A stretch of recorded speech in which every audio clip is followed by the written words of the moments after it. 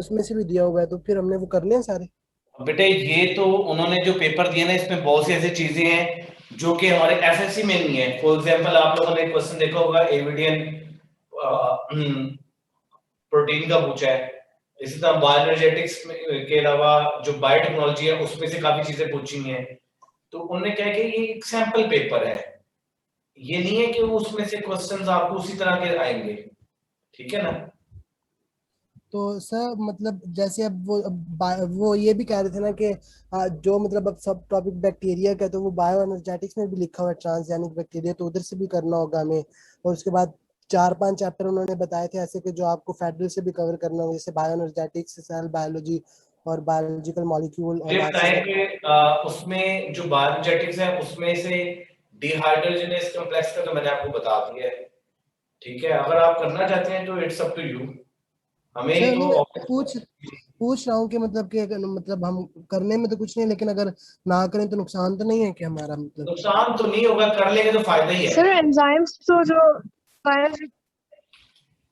Sir bioenergetics के जो enzymes हैं वो तो सिर्फ ग्लाइकोलाइसिस में है, बाकी में तो नहीं है। ग्लाइकोलाइसिस के तो स्टेप्स में है। हाँ जी, प्रेप साइकिल में भी हैं थोड़े से, इलेक्ट्रॉन ट्रांसपोर्ट चेन में भी लिखे हुए हैं, पर ये रिक्वायर्ड नहीं है।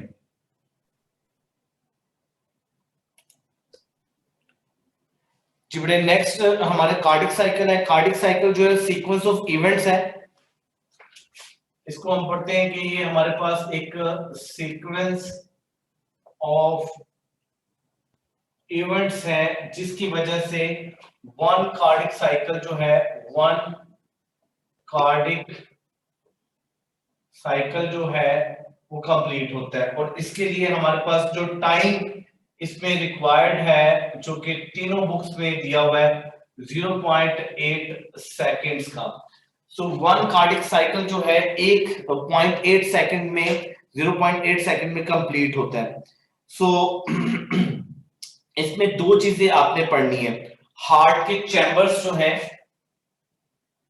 हार्ट के जो चैम्बर्स हैं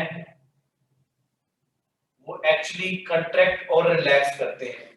अगर ये रिलैक्स करेंगे तो तब क्या बोलेंगे, अगर ये कॉन्ट्रैक्ट करते हैं इसको तब क्या बोलेंगे। जब भी हार्ट के चैम्बर चैम्बर जो है रिलैक्स करते हैं, इसको हम सिस्टोली का नाम देते हैं, सॉरी, इसको हम डायस्टोली बोलते हैं। डायस्टोल वर्ड नहीं होता है, डायस्टोली बोलते हैं इसको। और इसको हम सिस्टोली का वर्ड देते हैं। सो इस वजह से हमारे पास कार्डिक साइकिल की जो फेजेस हैं वो एक्चुअली आपके पास तीन फेजेस होती हैं। एक को हम बोलते हैं डायस्टोलिक। अगर आपसे पूछ लिया जाए हाउ मेनी फेजेस, तो 3 फेजेस में ये कंप्लीट होता है। एक को हम डायस्टोलिक बोलते हैं। नंबर 2 पे हमारे पास आएगा जी एट्रियम सिस्टोली, या एट्रियल सिस्टोली भी बोलते हैं। और नंबर 3 पे है वेंट्रिकुलर सिस्टोली। ठीक है, तो ये जो आपके पास होता है इसको हमने स्टडी करना है कि ये जो तीनों प्रोसेस हैं ये 0.8 सेकंड में कंप्लीट होते हैं। और ह्यूमन हार्ट जो है वन लाइफ में तकरीबन 2.5, ह्यूमन वन लाइफ में जो है ना, ह्यूमन हार्ट जो है वो 2.5। अब यहां पर बच्चे कहते हैं कि मिलियंस होना चाहिए, नहीं बेटे, बिलियंस टाइम्स जो है वो कंटेक्ट करता है, वर्क करता है। इसकी वर्किंग बहुत ज्यादा स्ट्रॉन्ग है। और याद रखिएगा हार्ट जो है ऑटोनॉमिक नर्वस सिस्टम के अंडर होता है। इसके फेजेस को हमने पढ़ना है कि इसमें हमारे पास पहली यहां पर फेज है जिसको हम डायस्टोली का नाम देंगे। दूसरा हमारे पास फेज होगी जिसको हम नाम देंगे जी आर्टेरियल सिस्टोली, देन वेंट्रिकुलर। सो डायस्टोली पहला हमारे पास है।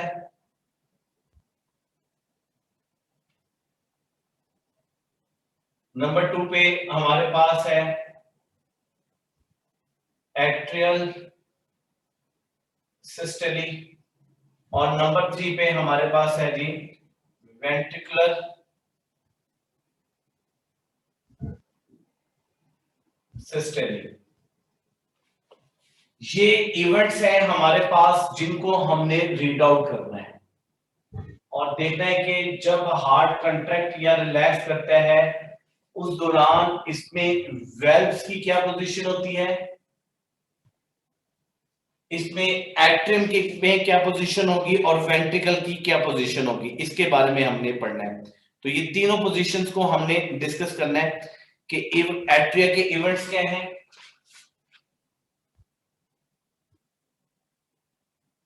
एट्रियल इवेंट्स यहां पर आ जाएंगे हमारे पास।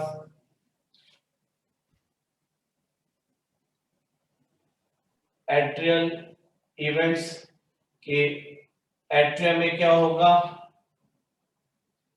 देन हमारे पास वेंट्रिकल्स के इवेंट आ जाएंगे।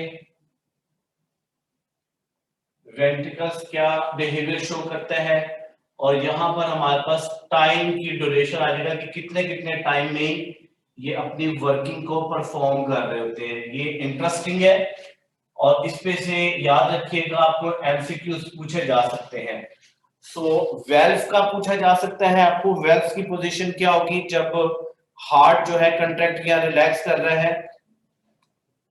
वेट करिए बेटा 1 मिनट जी साहब। हाँ जी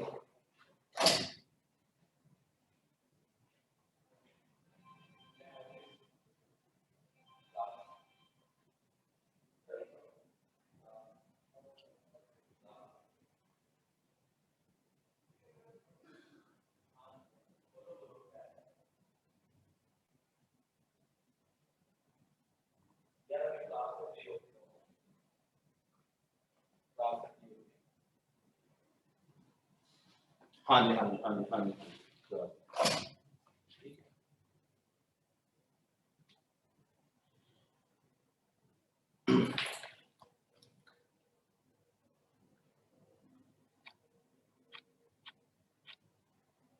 अच्छा जी, जब डायस्टेली होती है तो इसको हम रिलैक्सेशन का नाम भी देते हैं कि एक्चुअली क्या हो गया है, रिलैक्सेशन का मतलब यहां पर यह है कि ओवरऑल हार्ट जो है उसके बोथ चैम्बर्स जो है वो रिलैक्स हो गए। सो इसमें वेल्व क्या होते हैं आपको मैंने यहां पे बताना है कि ए वी वेल्व जो है आर्टरोवेंट्रिकल वेल्व ये क्या होंगे और सेमी ल्यूनर वेल्व्स की पोजीशन जब हार्ट में डायस्टेली का आता है। सो याद रखिएगा एक होंगे ओपन, ये होंगे हमेशा ओपन ताकि फिलिंग हो जाए, और ये होंगे आपके पास क्लोज। जबकि एट्रियल इवेंट्स में क्या होता है कि एट्रिया जो है वो रिलैक्स होता है, डीऑक्सीजन ब्लड इंटर हो जाता है राइट एट्रियम में और ऑक्सीजन ब्लड जो है वो इंटर होगा। तो एट्रियम क्या है वो एक्चुअली ओवरऑल रिलैक्स होता है। राइट और लेफ्ट, राइट एट्रियम और लेफ्ट एट्रियम ये हमेशा याद रखिएगा रिलैक्स फेज में होगा। जब ये रिलैक्स होगा तो राइट एट्रियम में डीऑक्सीजनेटेड ब्लड होगा। कौन सा ब्लड होगा इसमें, डीऑक्सीजनेटेड, यानी कि ऐसा ब्लड जिसमें ऑक्सीजन की कंसंट्रेशन कम होगी। और इसमें याद रखिएगा ऐसा ब्लड होगा लेफ्ट एट्रियम में जिसमें ऑक्सीजन की कंसंट्रेशन ज्यादा होगी। अब ये मैंने शॉर्ट फॉर्म्स लिखी हैं ताकि आप लोगों को याद रहे। और जबकि वेंट्रिकल्स के हैं जब डायस्टोली होती है तो वेंट्रिकल रिलैक्स्ड होते हैं। इसी तरह वेंट्रिकल्स की बात करें,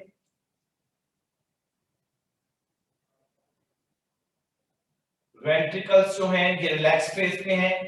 इसी तरह हमारे पास राइट वेंट्रिकल है और लेफ्ट वेंट्रिकल है। तो लेफ्ट वेंट्रिकल जो है उसमें क्या होगा और राइट वेंट्रिकल में क्या होगा। अगर आप लोगों ने हार्ट के स्ट्रक्चर को अच्छी तरह पढ़ा हो तो आप कहेंगे जी वेंट्रिकल्स जब रिलैक्स करते हैं तो डीऑक्सीजन ब्लड जो होता है वो राइट वेंट्रिकल में आ जाता है। सो हम फिर इसी को इस तरह से एक्सप्लेन कर देते हैं कि ऐसा ब्लड जिसमें ऑक्सीजन की कंसंट्रेशन कम हो और ऐसा ब्लड जिसमें ऑक्सीजन की कंसंट्रेशन ज्यादा हो। और ये कितने टाइम के लिए होता है, इसका टाइम को भी नोट करना है आपने। तो 0.0 सेकंड्स में ये कंप्लीट होता है, 0.4 सेकंड्स इसको लगते हैं। सो ये आपके पास इवेंट्स हो गए किसके, डायस्टोली के। डायस्टोली जिसमें हार्ट जो है वो रिलैक्स होता है। अब दोनों चैम्बर जो है उस पर रिलैक्स हुए हैं, एट्रियम भी अपर वाले भी और वेंट्रिकल लोअर्स भी। जब एट्रियल सिस्टोल होता है तो एवी वेल्व्स क्या काम करते हैं, आर्ट्रियो वेंट्रिकल वेल्व और सेमिल्यूनर वेल्व, इनकी पोजीशंस क्या होगी, ये इंटरेस्टिंग है। सो इसमें सेम वही रहेगा कि ये आपके पास ओपन होंगे और ये आपके पास क्लोज्ड होंगे, ताकि ब्लड जो है वो फर्दर पल्मोनरी ट्रंक में या जो आपके पास एओर्टिक आर्च है उसमें ना जा सके। एट्रिया अगर कंट्रैक्ट करता है तो एक्चुअली क्या होगा, इसमें एट्रियल सिस्टोल में मसल्स ऑफ एट्रिया जो है कंट्रैक्ट करेंगे ब्लड को towards the ventricles. So muscles जो है एट्रियम जो है इसके वो कंट्रैक्ट करता है और ब्लड को पुश करता है टुवर्ड्स दी वेंट्रिकल। अब इसमें पंप करेगा, कंट्रैक्ट करेगा ये, और ये है हमारे पास ब्लड। अब ब्लड ऑक्सीजनेटेड भी हो सकता है, डीऑक्सीजनेटेड भी हो सकता है। Blood both at a time contact करते हैं। अब वेंट्रिकल्स क्या करेंगे, तो वेंट्रिकल्स जो है वो रिलैक्स करेंगे। यहां पर वेंट्रिकल्स रिलैक्स फेज में होंगे, ठीक है, और फीलिंग हो रही होगी, फीलिंग हो रही होगी, फीलिंग हो रही होगी किसकी बेटे, ब्लड की। अगेन ब्लड इसमें कौन सा होगा, दोनों तरह हो सकता है, ऑक्सीजनेटेड डीऑक्सीजनेटेड, क्योंकि बहुत इसमें इन्वॉल्व होगी। और ये हमारे पास 0.1 सेकंड के लिए होगा। वेंट्रिकुलर इवेंट्स में क्या होगा कि वेंट्रिकल्स में आपके पास वेल्व का बहुत इंपॉर्टेंट रोल है। इसमें जो वेल्व है, एक तो आपके पास वेल्व है AV वेल्व और एक आपके पास सेमी ल्यूनर वेल्व। इसमें वेल्व का पोजीशन चेंज होती है। AV वेल्व जो है वो क्लोज होते हैं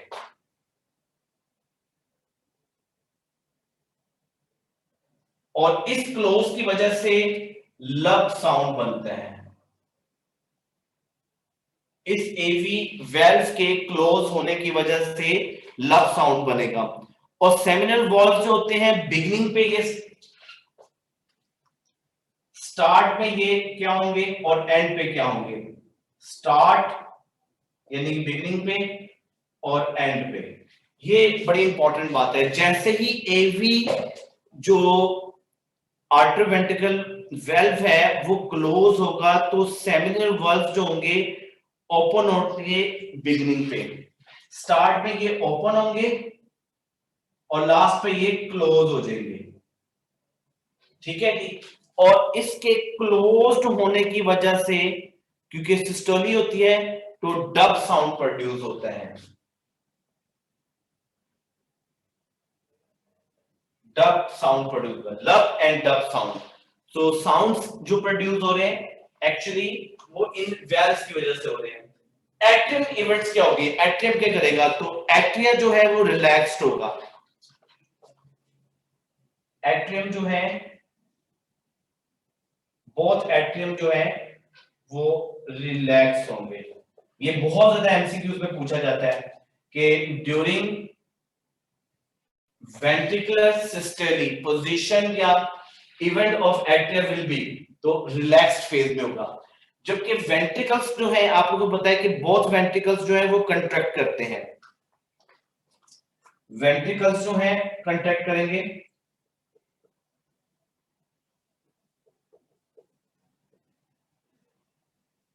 कॉन्ट्रैक्ट करते हैं।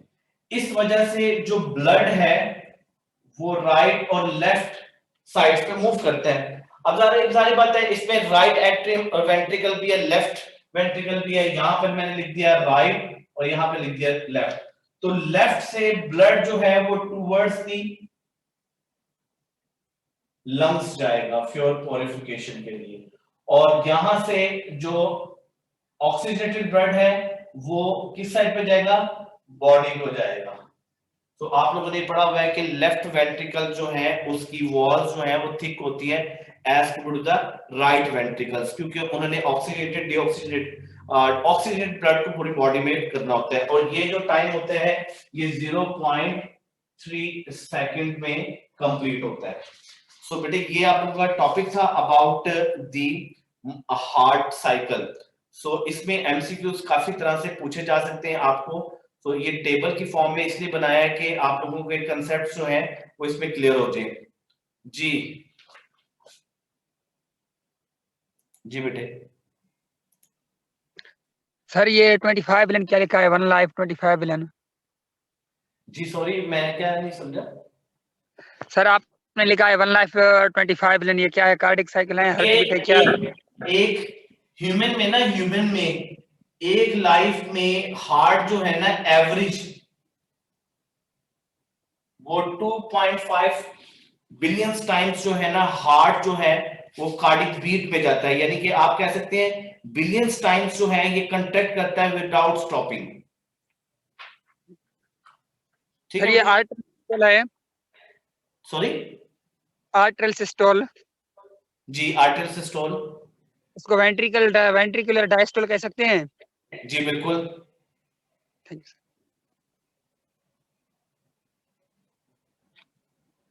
सो ये आप लोगों का टॉपिक था, आई होप सो कि आप लोगों ने इसको नोट कर लिया होगा। मैं इसको रेज करूंगा और नेक्स्ट टॉपिक में चलूंगा, it is about the cardiac cycle. के बाद जो है आपके पास कार्डिक साइकिल के बाद जो इंपॉर्टेंट स्ट्रक्चर आएगा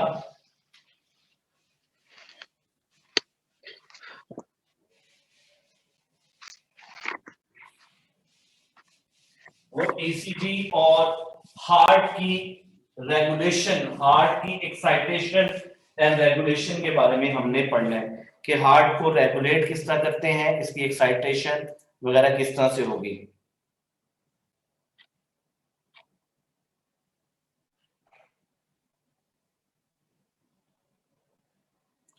जी सो हमारे पास mechanism of heart excitation and conduction है।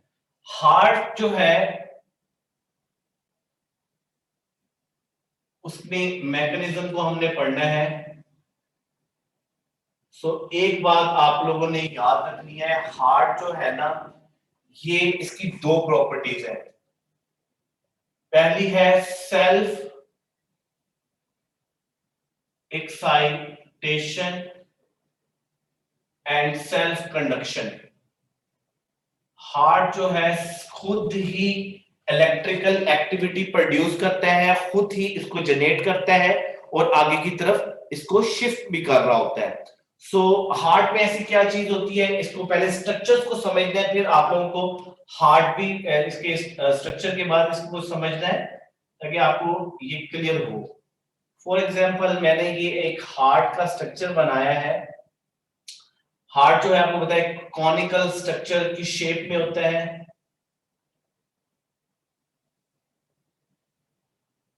इसके वेना कैवास है। ये एक स्ट्रक्चर मैंने बनाया कि हार्ट का राइट साइड में बना रहा हूं, और दूसरा इसमें आपके पास इस तरह से एक स्ट्रक्चर है।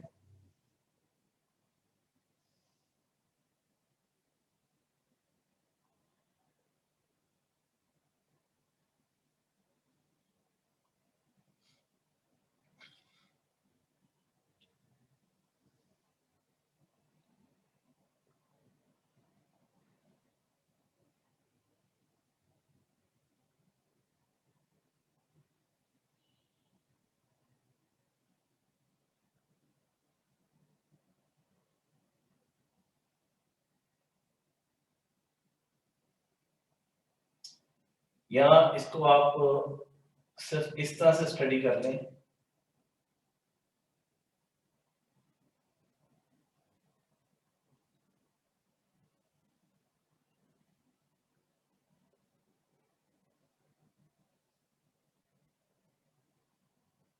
ये एक चैम्बर मैंने आपको बना दिया है।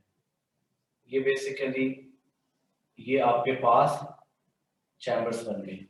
ये आपके पास एक एट्रियम बन गया, यहाँ से यहाँ तक ये एट्रियम है, ये एट्रियम है और ये वेंट्रिकल्स है।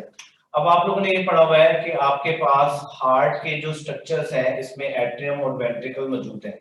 सो ये आपके पास वेना कैवास मौजूद है, ये वेना कैवा है। यहाँ पर एक स्ट्रक्चर होता है और इस स्ट्रक्चर को हम एस ए नोड का नाम देते हैं, और यहाँ पर एक स्ट्रक्चर होता है, इसको हम एवी नोड का नाम देते हैं। सो हार्ट के पास स्पेशलाइज्ड आप कह लें कि पीसमेकर्स होते हैं। पहला एसए नोड जो है upper end of the right atrium होता है, और दूसरा जो है एवी नोड वो बेसिकली राइट एट्रियम और राइट वेंट्रिकल के जंक्शंस के दरमियान आपके पास मौजूद होगा। यहां से यहां तक इलेक्ट्रिकल एक्टिविटी होनी है। तो हार्ट में याद रखिएगा ये जो साइनोआर्टरियल नोड है इसमें self excitation and self conduction का प्रोसेस मौजूद होता है, जिसकी वजह से ये अपनी इलेक्ट्रिकल एक्टिविटी प्रोड्यूस करता है। हम कह सकते हैं कि इसमें डिफ्यूजली ओरिएंटेड कार्डिक फाइबर्स होते हैं। तो हार्ट में ये जो स्ट्रक्चर है ये अंडर होता है एएनएस, ऑटोनॉमिक नर्वस सिस्टम के थ्रू। ऑटोनॉमिक नर्वस सिस्टम इसको सिग्नल सेंड करता है, और सिग्नल्स जो है वो एक्चुअली हार्ट पे मौजूद जो एस ए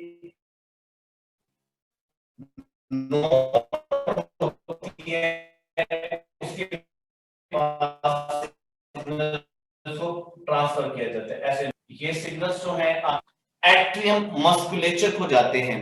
ठीक है, ये आपने याद रखनी है कि atrial musculature, atrial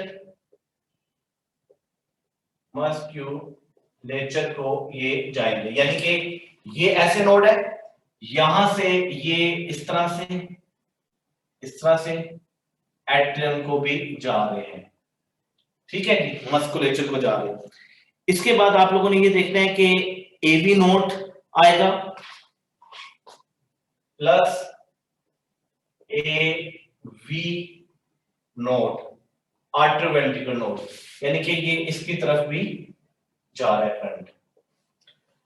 AV node के बाद जो है इसमें जो स्ट्रक्चर आएगा उसको हम बोलते हैं bundle of his.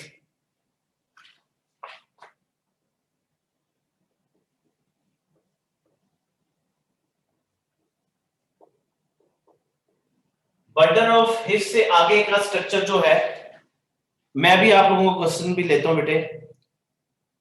Right and left bundle branches में राइट प्लस लेफ्ट बंडल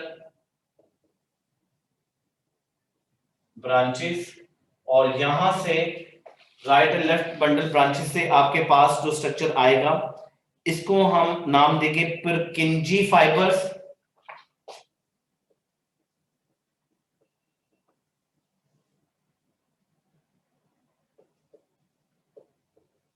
और पुरकिंजी फाइबर से आपके पास जो फाइबर्स आगे शिफ्ट होते हैं इनको हम नाम देते हैं वेंट्रिकुलर मस्कुलेचर।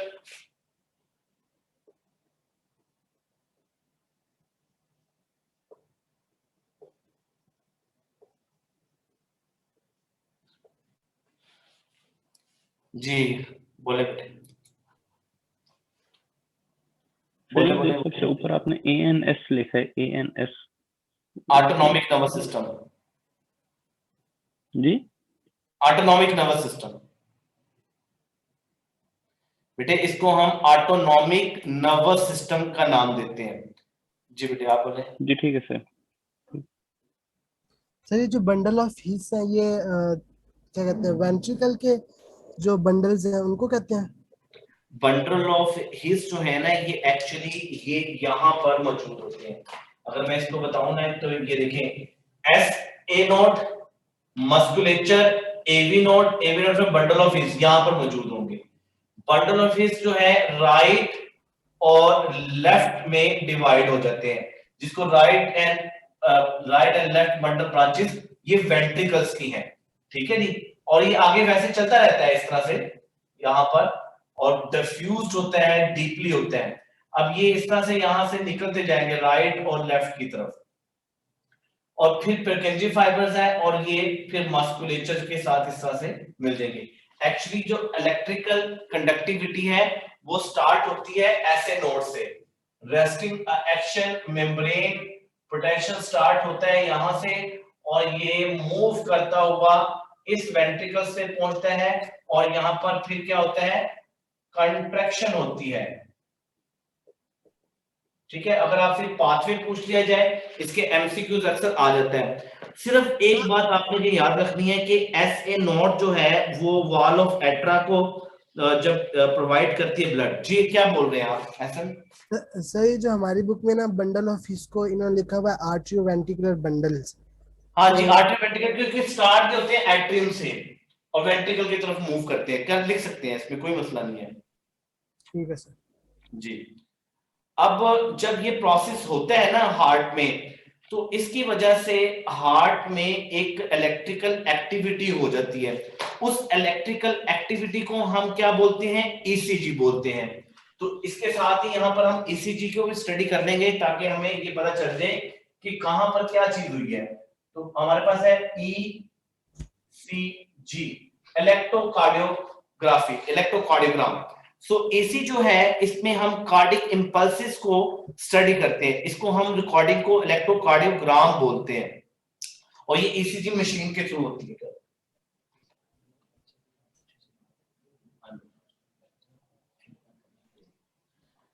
ECG हम बोलते हैं, ECG इलेक्ट्रोकार्डियोग्राम है जिसकी मदद से हम चीजों को स्टडी करते हैं। फॉर एग्जांपल आपके पास एक ग्राफ हम लेंगे, ये एक ग्राफ है, इस ग्राफ को स्टडी करेंगे अकॉर्डिंग टू दिस स्ट्रक्चर। हमारे पास दो वेरिएबल्स को हम स्टडी कर रहे हैं, तो हम यहां पर टाइम्स को ले लेंगे, सेकंड्स को, और यहां पर जो है वाई एक्सिस में हम लेते हैं मेम्ब्रेन पोटेंशियल को और मिली वोल्ट में। सो जब हार्ट में ब्लड आता है, ब्लड कहां से आ रहा है, देखें ब्लड आ रहा है यहां से और यहां से, डिऑक्सी ब्लड, और ब्लड आ रहा है आपके पास इन दो जगहों से, पल्मोनरी वेन्स के थ्रू, और ब्लड यहां से वापस जा रहा है। ये ट्रंक्स मैंने आपको बताई थी, सिंपल सा बता रहा हूं। सो जब ब्लड यहां से आ जाएगा, इसके अंदर ये ब्लड आ गया और इसके अंदर ब्लड आ गया, तो एट अ टाइम जो है एट्रिया रिलैक्स किए हुए थे बहुत, तो यहां पर फिलिंग ऑफ ब्लड हो रही है।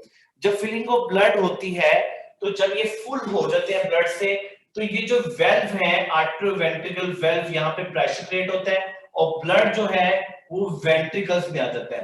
कैसे आएगा, देखें SA नोड से AV नोड की तरफ करंट मूव करता है, और साथ में जो लिंक होते हैं वो इसका मस्कुलेचर होता है। तो यहाँ पर डिले होता है, डिले जो है ना यहाँ पर SA नोड से AV नोड की तरफ, वो 0.15 सेकंड्स का होता है। आपकी बुक में लिखा हुआ है ये डिले के नहीं?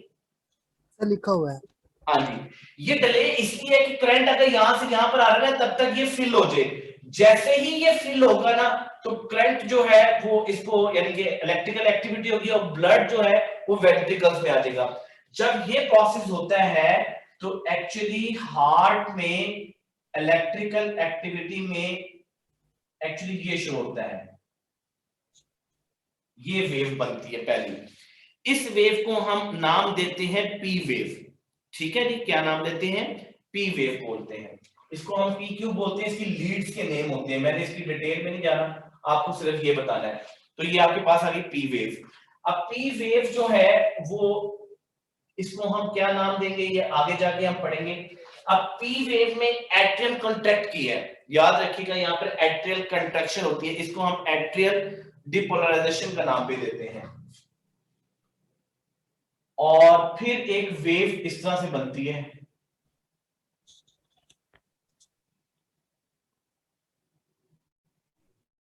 सर ये जो डिले होता है ये AV जो SA नोड से AV में जाते वक्त तो डिले हो गया, लेकिन आगे AV से आगे Purkinje फाइबर में जाते वक्त तो डिले होना चाहिए, वो डिस्टेंस से ज्यादा है बल्कि। हाँ जी, हाँ जी, क्योंकि वो डिस्टेंस बिल्कुल ज्यादा है, लेकिन हमने वो नहीं पढ़ना यहाँ पर डिले। हमने कोई जो है ना इंटीडेस के पॉइंट ऑफ व्यू से पढ़ना है ना, तो जो बुक में है उसको मैंने समझाना है, ठीक है बेटे। वहां पे भी डिले होता है, इसमें कोई शक नहीं, आप बिल्कुल ठीक बोल रहे हैं, ठीक है। तो लेकिन हमने क्योंकि ईसीजी को अपने बुक के मुताबिक पढ़ने की कोशिश करनी है। ये एक इलेक्ट्रिकल एक्टिविटी जो है वो हमने रीड आउट की। इसको अगर टेक्निकली फर्दर करें ना तो थोड़ा सा और इसमें हम इसको डीप लेके जा सकते हैं।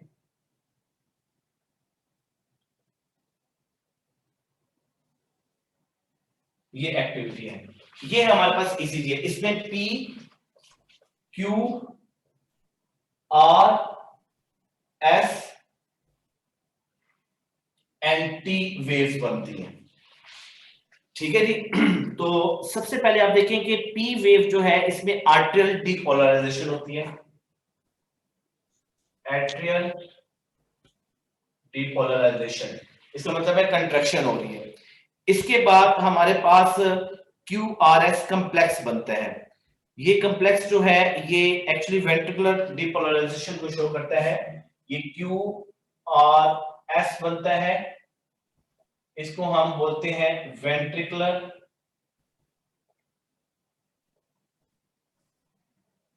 डीपोलराइजेशन,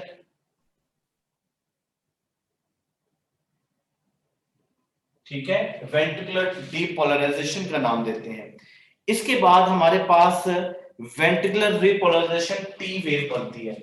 ये जो टी वेव है ये रिप्रेजेंट करती है वेंट्रिकुलर रिपोलराइजेशन। अब इसकी टाइमिंग बड़ी इंपॉर्टेंट है। पहले तो देखेंगे जो पी वेव्स हैं वो 0 से लेके 0.2 सेकंड्स के दरमियान बनेगी। फॉर एग्जांपल मैंने यहाँ पे इसको कंसीडर कर लिया 0.2, इसके दरमियान ये बनना स्टार्ट हो जाती है। इसके बाद ये जो ड्यूरेशन है आपके पास 0.4 का आ जाएगा, और इसके बाद जो ड्यूरेशन है आपके पास 6 का आ जाएगा और 0.8 का आ जाएगा। सो आप लोगों ने ये देखा कि ये टाइम है आपके पास, तो एक कार्डिक साइकिल में PQRST वेव्स हैं। अब इसमें इंटरवल्स भी होते हैं, अगर आप लोगों ने पढ़ने, इट्स अप टू यू, सिर्फ एक बुक में ये दिया है फेडरल की बुक में, बाकी में एक्सप्लेनेशन नहीं है क्योंकि हमें रिक्वायर्ड नहीं। हमें ये पता चाहिए कि एट्रियम की कंडक्शन कहां हो रही है, पी वेव पे हो रही है। ये जो है वेंट्रिकुलर्स की क्या है, कंट्रैक्शन है, और ये जो है वेंट्रिकल की रिलैक्सेशन फेज है जिसको हम रिपोलराइजेशन का नाम देते हैं। जी साहब। सर अभी आपने जो टेबल बनवाया था उसमें आपने जो आर्टेरियल सिस्टोल का जो टाइम लिखवाया था वो 0.1 था, तो इस ग्राफ में हम देखें तो ये 0.2 आ रहा है सर। तो मेरा भी ये सवाल उसके था, in between हो का जाता टाइम है। 0.1 सेकंड लिखवाया था। हाँ जी, वो एक्चुअली मैंने अगर इस तरह से शो, अगर चलो इस तरह से शो कर लें 0 और यहाँ पर है 0.2, आप सही है। चलिए जी साहब।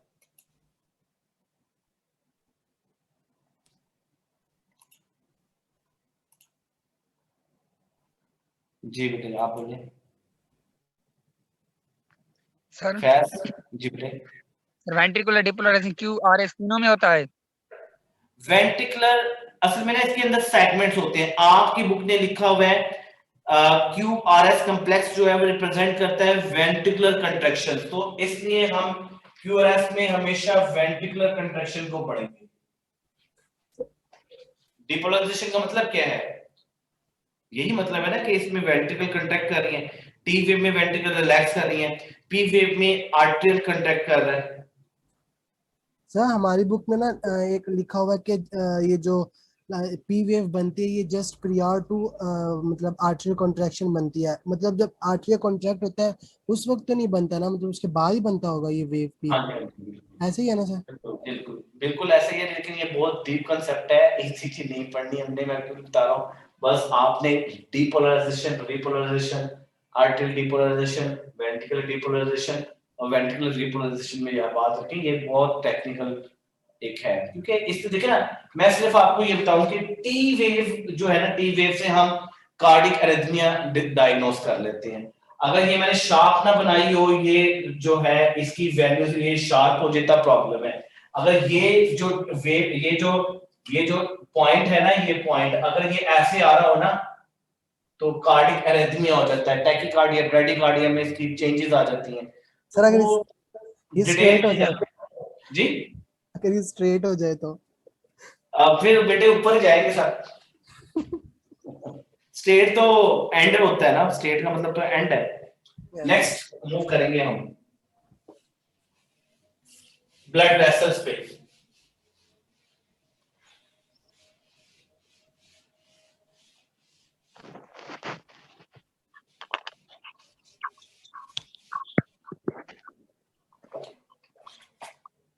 ब्लड वेसल्स में हमने यहाँ पर फीचर्स पढ़ने हैं। हमारे पास कितनी ब्लड वेसल्स है, इनके नेम क्या है और इनके स्ट्रक्चर्स क्या है, साथ में हमने ब्लड प्रेशर के बारे में पढ़ना है। आज बेटा अपनी फिजिक्स की क्लास नहीं हुई थी? सर फिजिक्स की नहीं हुई थी। अच्छा, वो टीचर मेरे ख्याल से अभी आए नहीं है, वो दूर से आने हैं, उन्होंने आउट ऑफ स्टेशन गए हैं, पता नहीं क्या प्रॉब्लम। बात आर्टरीज आपके पास है, या आर्टरी। दूसरा आपके पास है बेटे वेन, और थर्ड आपके पास है बेटे कैपिलरी। सो 3 ब्लड वेसल्स हैं जिनको हमने डिटेल में यहां पर पढ़ना है। इन्हीं में से एमसीक्यूज भी आ सकते हैं, इनको हमने हर कंटेंट्स में पढ़ना है कि इसमें डायमीटर क्या है, बोर साइज क्या है, थिकनेस क्या है, इसके बारे में। तो सबसे पहले हमारे पास आ जाता है इसमें स्ट्रक्चर, कि स्ट्रक्चर इसमें क्या है, किन चीजों से मिलकर बनी है। सो पहले याद रखिएगा कि ये 3 लेयर स्ट्रक्चर होता है, 3 लेयर्स होती हैं, 3 लेयर्स इसमें होती हैं। तो पहली वाली को हम बोलते हैं आउटर, ठीक है, इसे टूनिका एक्सटर्ना भी बोलते हैं। मैं जनरल नेम लिखूंगा यहां पर। बीटा में हमारे पास है मिडल। अब जो मिडल वन है इसको टूनिका मीडिया भी बोलते हैं, और थर्ड जो लेयर है इसको हम इनर मोस्ट बोलते हैं, और इसको हम टूनिका इंटीमा भी बोलते हैं। बस आप लोगों ने ये याद रखना होता है इसमें कि ये जो लेयर्स हैं इनकी कॉम्पोजिशन क्या है। सो इनर जो आउटर मोस्ट है ये तो कनेक्टिव टिश्यूज से मिलकर बनी होती है, कनेक्टिव टिश्यूज होंगे। जो आपके पास मिडिल वन है ये एक्चुअली जो है वो स्मूथ मसल्स होंगे,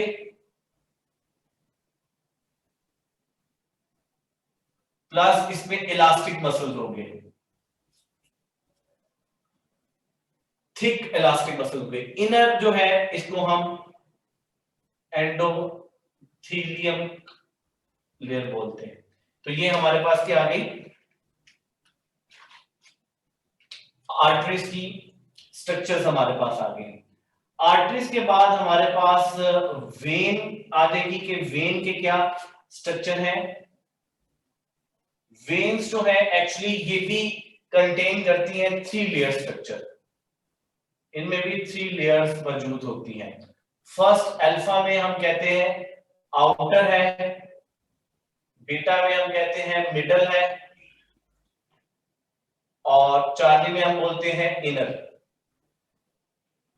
तो 3 लेयर्स हैं, आउटर, मिडल, इनर। ठीक है जी। इसमें आउटर जो है अगेन स्मूथ कनेक्टिव टिश्यूज की मिलके बनी होती है। इसमें इनर जो है वो स्मूथ मसल्स होंगे, प्लस इसमें लेस इलास्टिक मसल्स होंगे, लेस इलास्टिक मसल्स होते हैं। इनर जो है इसमें एंडोथीलियम मौजूद होगी।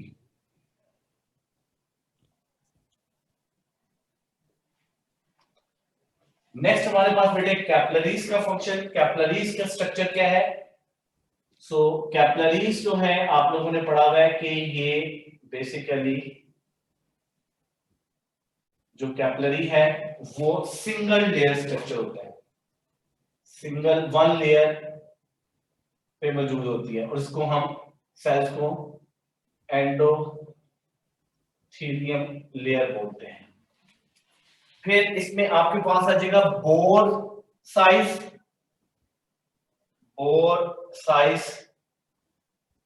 और इसमें बोर साइज के बाद thickness, bore size and thickness, कि इसमें से कौन सा, किसका बोर साइज कम या ज्यादा होगा। सो याद रखिएगा स्मॉलर बोर साइज होता है और थिक वॉल्स होती है। इसमें smaller bore size and thick wall होती है। इसमें जो वेन्स हैं इनमें लार्जर बोर साइज होती है और थिन वॉल्स होती हैं। Larger bore size plus thin होगी, और जो कैपिलरीज हैं इसको मैंने शॉर्ट में लिखा है, लार्जर बोर होगा, वॉल 1 सेल थिक होगी, लार्ज बोर होगा एंड 1 सेल थिक होगी। जी श्वेत।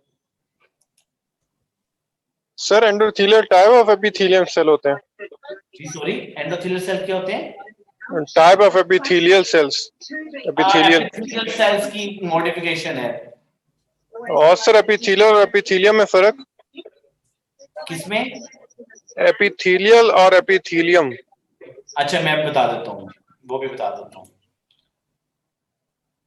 जी आप बताएं बेटे व्यास। सर ये 1 सेल थिक आपने लिखा है, जी तो 1 ये सेल। जी सर सबसे थिक रहेगी है? नहीं, सबसे थिन यही है। अच्छा सर, जी थैंक यू। जी नेक्स्ट इसमें आपके पास आ जाएगा बोर साइज के बाद इलास्टिसिटी।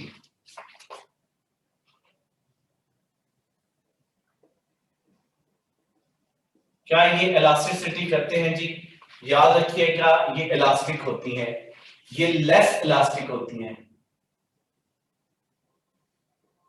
और ये इन इलास्टिक होती हैं। ये बड़ा इंपॉर्टेंट है, less elastic. Pulsatile nature, pulse होंगी इसमें पल्स मौजूद होती हैं, बिल्कुल फील कर सकते हैं। इसमें नहीं होगी, इसमें भी नहीं होगी। डायरेक्शन ऑफ ब्लड क्या होगा?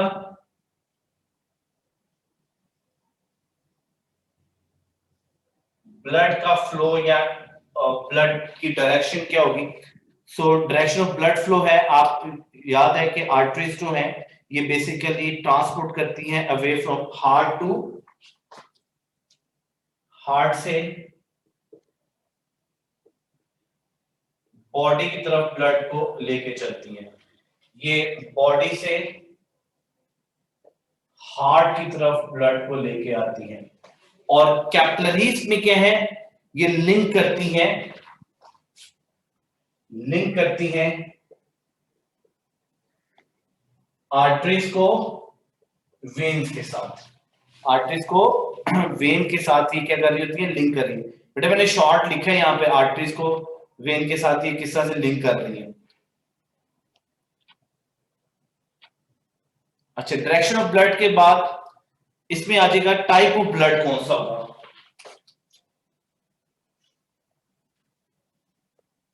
टाइप ऑफ ब्लड, ब्लड की टाइप कौन सी होगी? याद रखिएगा all arteries contain oxygenated blood.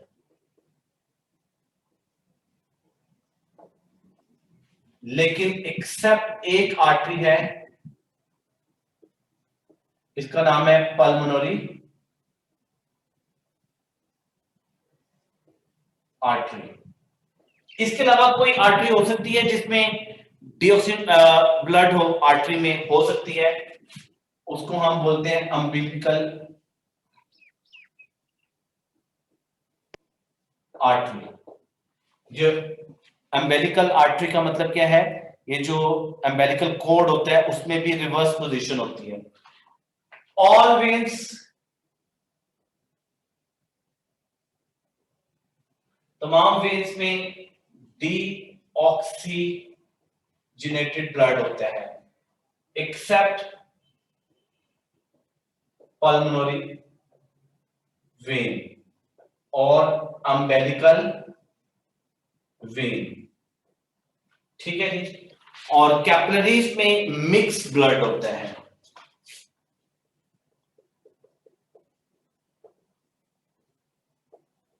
Mix blood होता है इसमें, याद रखिएगा। फिर जी और क्या फीचर्स हो सकते हैं इसमें? वेल्व का एक फीचर होता है, वेल्व होंगे या नहीं होंगे, वेल्व। सो याद रखिएगा ओनली बेस ऑफ एओर्टा पे वेल्व होंगे, बाकी किसी में वेल्व नहीं होते, ओनली बेस ऑफ एओर्टा और पल्मोनरी ट्रंक वगैरह में। और जबकि आपके पास यहां पर वेल्व मौजूद होते हैं, इनको हम सेमी ल्यूनर वेल्व का नाम देते हैं। क्या कैपिलरीज में वेल्व्स होंगे? No valves.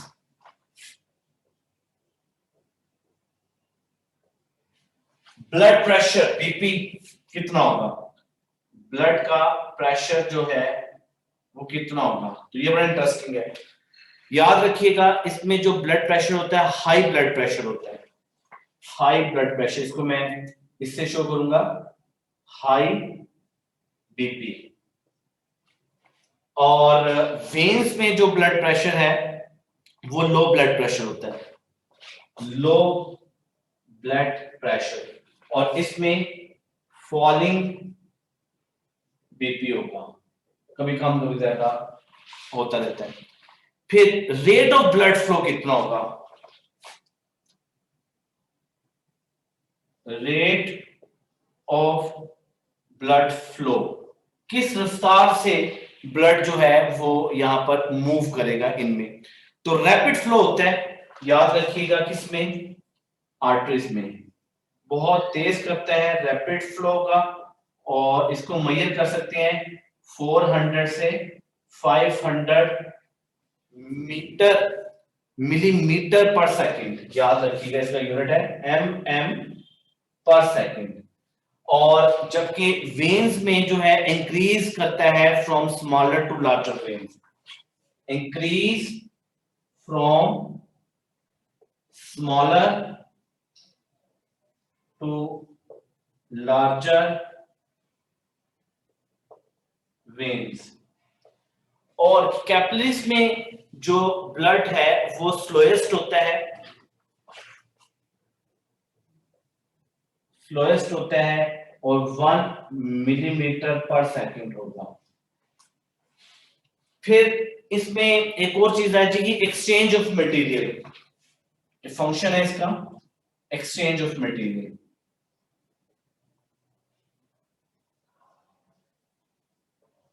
Exchange of material में ये कोई एक्सचेंज ऑफ मटेरियल नहीं करते, ये भी एक्सचेंज ऑफ मटेरियल नहीं करते, जबकि ये हमेशा एक्सचेंज ऑफ मटेरियल में इन्वॉल्व होते हैं। जी जी ऐसे बोले।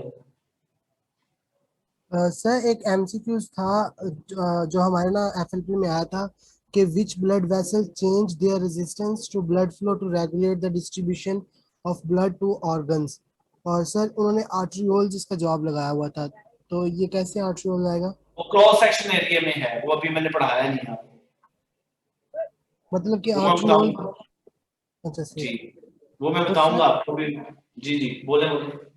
सर एक दो और एमसीक्यूज हैं, वो मतलब डाइजेशन वाले चैप्टर से हैं, तो वो अब जो है ना अब जो टाइम खत्म होने वाला है, अब बोले। सर ये जो हमारे पास डायफ्रेम है ये प्रोटेक्ट करता है ना लंग्स को। हाँ जी डायफ्राम प्रोटेक्ट करता है, डायफ्राम प्रोटेक्ट करता है।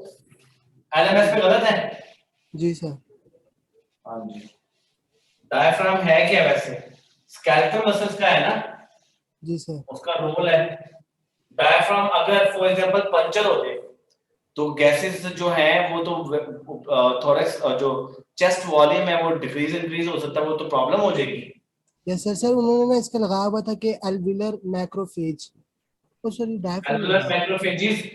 अच्छा देखिए ना, ये भी देखे ना किस तरह की प्रोडक्शन है। मैक्रोफेजेस, एल्वुलाई के अंदर मैक्रोफेजेस होती हैं, उसका काम भी डिफेंस में होता है।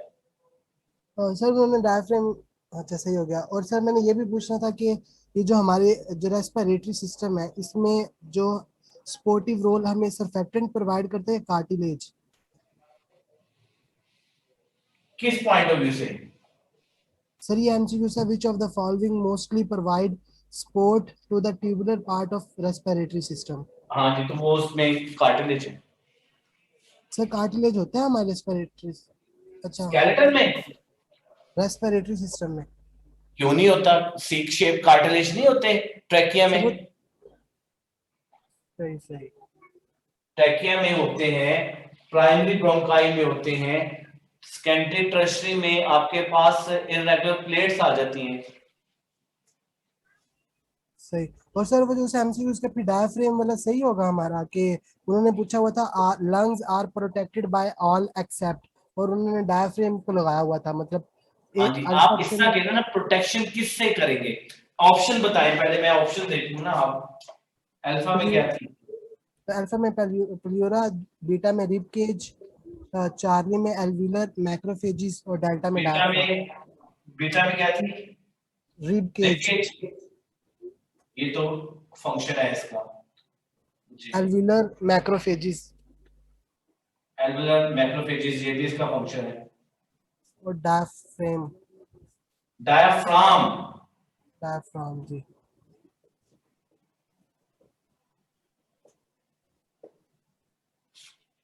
ये आपके पास लंग्स को मैं स्मॉल करके आपको दिखा रहा हूँ कि फॉर एग्जांपल आपके पास इस तरह से एक स्ट्रक्चर है।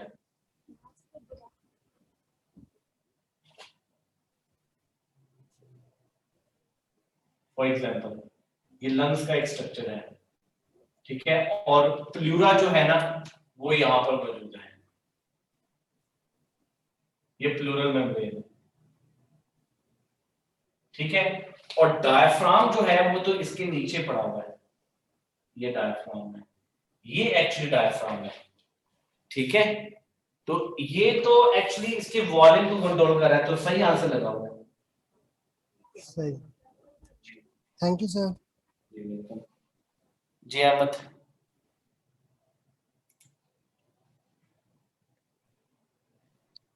जी सर, मैंने यही बताना था कि इसका आंसर डायाफ्राम ही होगा, बाकी सारे तो डायफ्राम, प्रोटेक्ट करते हैं लंग्स को। जी डायाफ्राम नहीं करेगा इसका आंसर। जी। फ्याज। सर आपने पल्स लिखा था, वो क्या है पल्स? पल्स का मतलब है नर्व्स, पल्सेटाइल नेचर। तो आर्टरी में तो फील हो सकती है, वेन में नहीं हो सकती, कैपिलरीज में नहीं हो सकती। क्यों सर? बेटे उसमें ब्लड का प्रेशर का डिफरेंस होता है, बोर साइज की वजह से, इसीलिए। जी जी बेटे। सर ये एक लाइन है, इसका एक्सप्लेन करते हैं। Red blood cells flow through most of the capillaries in a single file, इसका क्या मतलब है? क्या मतलब, क्या कह रहे हैं? Sir red blood cells flow through most of capillaries in a single file. अच्छा जी, अभी ना मैंने कैपिलरीज का स्ट्रक्चर नहीं समझाया आपको। ये याद रख लें कि आपके पास एग्जांपल मैं दे रहा हूं कि ये आपके पास एक एंडोथेलियम है, ठीक है, और ये इसके सेल्स हैं, ये ब्लड वेसल्स है, या आप कह रहे हैं कि कैपिलरीज है, ठीक है।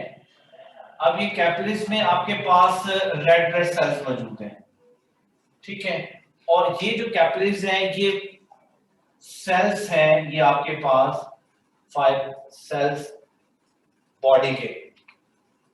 तो आपको पता है कि एक्सचेंज ऑफ मटेरियल होता है इसमें। अब जाहिर बात है कि फॉर एग्जांपल मैं कहता हूं कि यहां से मटेरियल जो है निकल कर, कोई फ्लूइड निकल कर वो इन सेल्स में आना चाहता है, एग्जाम्पल मैं देता हूं कि यहां से ऑक्सीजन जो है वो आना चाह रही है, तो यहां से आएगा एक फिल्म बनेगी, स्ट्रीमलाइन स्ट्रक्चर में ये काम होगा, अदरवाइज ये काम नहीं हो सकता। फॉर एग्जाम्पल जो लीवर के सेल्स होते हैं ना, ये बड़े इंपॉर्टेंट है। लीवर के जो सेल्स हैं इनमें कैपिलरीज जो है वो डायरेक्ट कांटेक्ट करती हैं, डायरेक्ट कनेक्टेड होती हैं। लीवर के सेल में कैपिलरीज जो है वो डायरेक्टली कनेक्टेड होती हैं। ठीक है बेटे? Yes sir.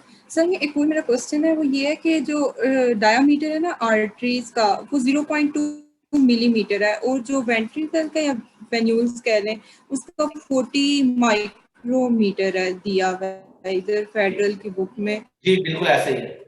तो ये ज्यादा कम बताया हुआ है। वो क्रॉस सेक्शन एरिया की वजह से है ना, वो अभी मैंने पढ़ाना है। अभी मैंने blood pressure, rate of blood flow और इसमें जो क्रॉस सेक्शन एरिया है उसके बारे में बताना है बेटे मैंने। वो सही लिखा हुआ। ओके।